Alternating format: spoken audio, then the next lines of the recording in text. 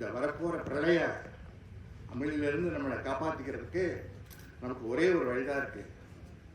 அது குழல் வழக்கம். அது இங்கே நமக்கு இதாமா வழங்குது. நமக்கு அவருடைய சிறப்பு தெரியல. எல்லாத்தையும் சேர்த்துருக்கோம். அதை நமக்காக தெய்வம் எடுத்து வச்சுருக்காங்க. அதை நம்ம பயன்படுத்திக்கணும். அப்புறம் இந்த மதிய தவ நேரத்தில் ஒரு சின்ன திருப்பம் எனக்கு தோணுது. செஞ்சேன். எல்லா தெய்வம் நான் பார்த்துட்டு இருக்கேன்.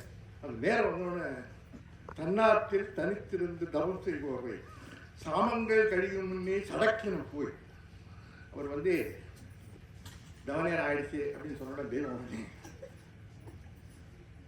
சாமங்கள் கழியும் முன்னே சடக்கின போய் தன்னாற்றில் தனித்திருந்து தவம் செய்வோரே அப்படின்னு நம்ம பெருமானவர்களை ஒரு முன்வந்த தீர்க்கு சிறப்பிச்சு அந்த மதிய தெய்வத்துக்கு தெய்வம் எழுதுறத குறிப்பிடுறாங்க.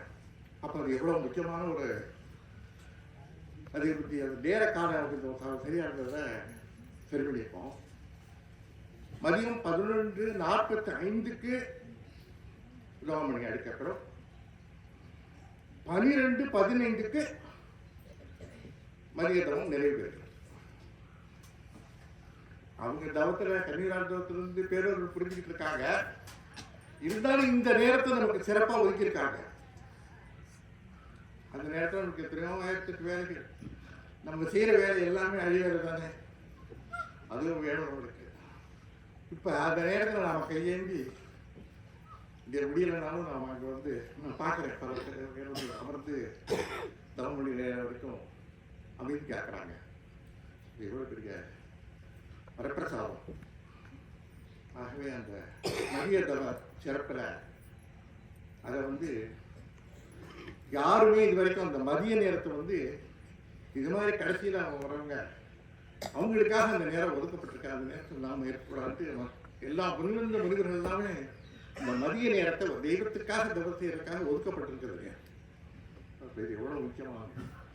இனிமே இன்று முதல் 11:45 தவமொழி அடிக்கப்படும். 12:15 தவ நிறைவு மணி அடிக்கப்படும்.